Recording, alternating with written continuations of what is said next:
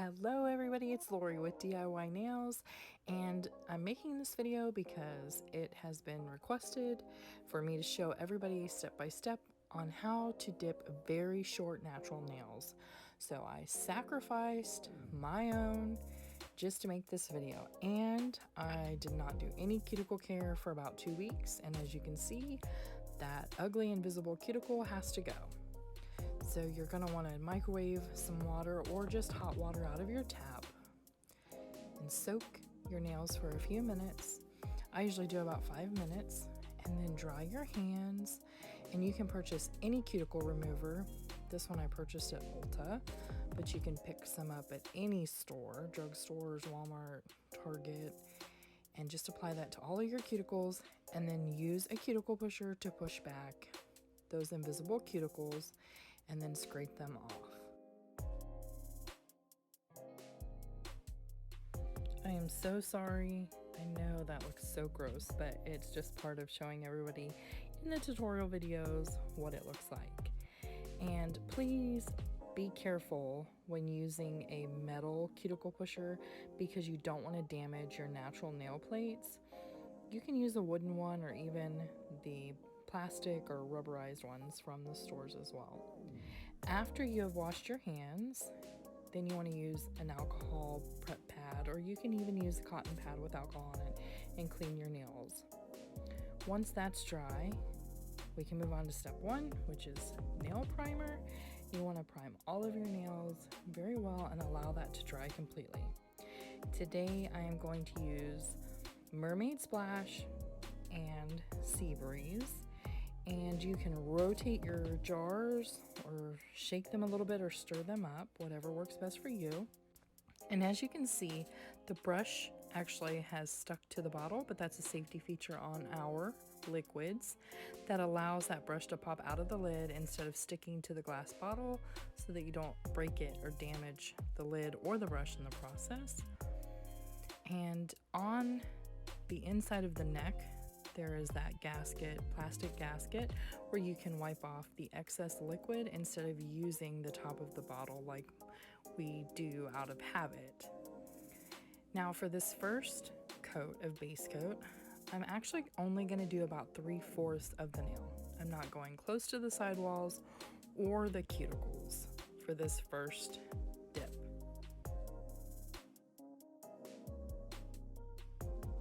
As you can see, I did thin, even strokes, and now you're going to want to dip into the powder slowly and at a 45-degree angle so that you don't get any lumps or bumps in that powder. Tap off the excess and then move on to the next nail.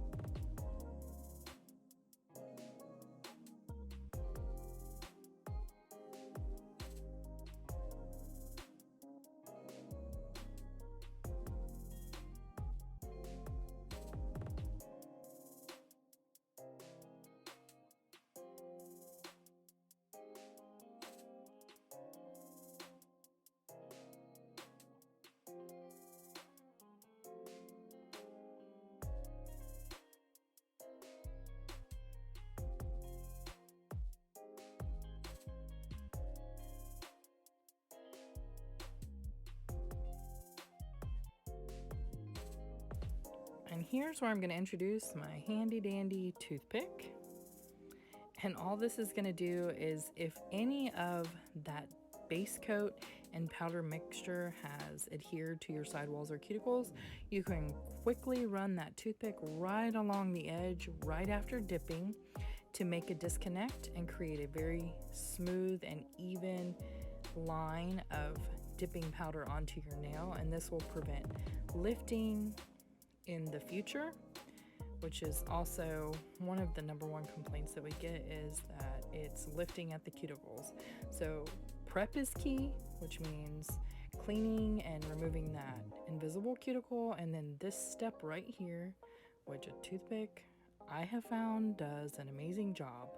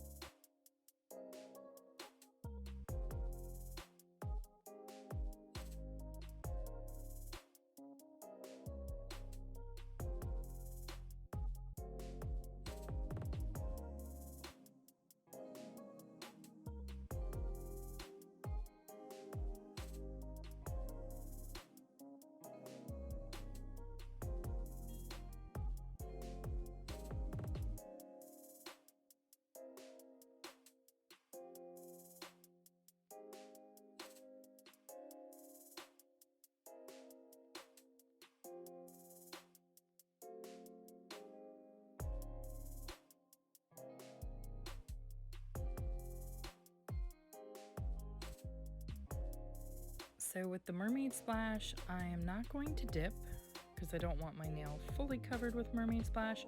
So I'm just going to use a dollar store makeup brush and just lightly tap some of the mermaid splash glitter onto this base coat for just a fun ring accent nail.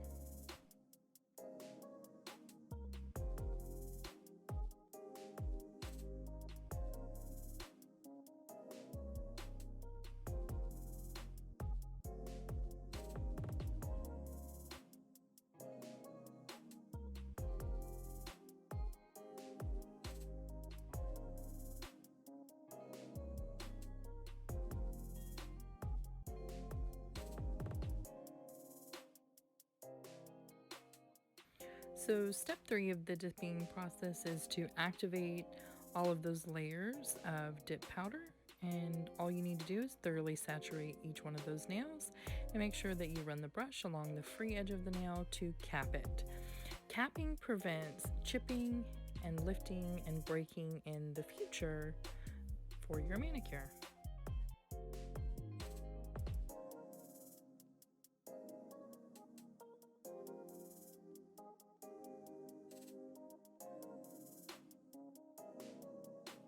So you see me tapping on the nail here. All I'm doing is making sure that that activator has done its job by hardening up those layers of dip powder. And the next minute or so is pretty long. Some people use an e-file at this stage. I don't. I've always just manually filed. It just takes a couple minutes, and this stage for me is where I make sure that I don't have any connection between my cuticle sidewalls and the dip.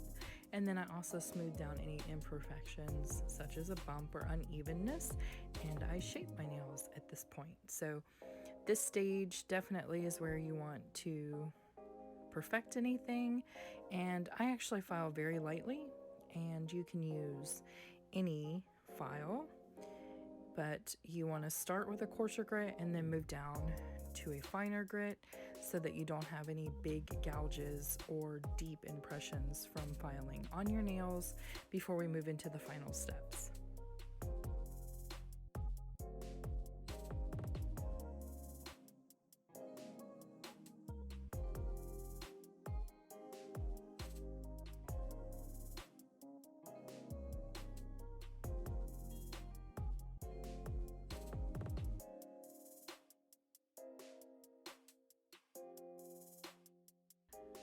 So make sure that you are dusting off all the particles, because you don't want any of those to show up in your top coat. And we're going to activate for a second time, and all you're doing again is thoroughly saturating the nails and capping those free edges to prevent chipping and cracking in the future. And after this activator has dried, which usually takes about a minute, you can move on to the top coat.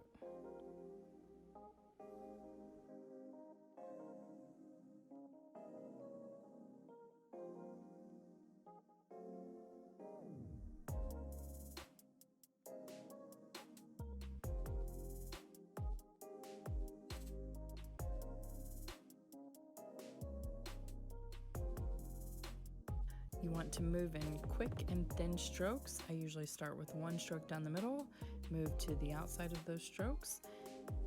So you do a total of 3 strokes, and then also cap your edge with your top coat as well. And top coat usually only takes about 30 to 45 seconds to dry. So by the time you've done all 10 nails, you can swing back around and put your second top coat on.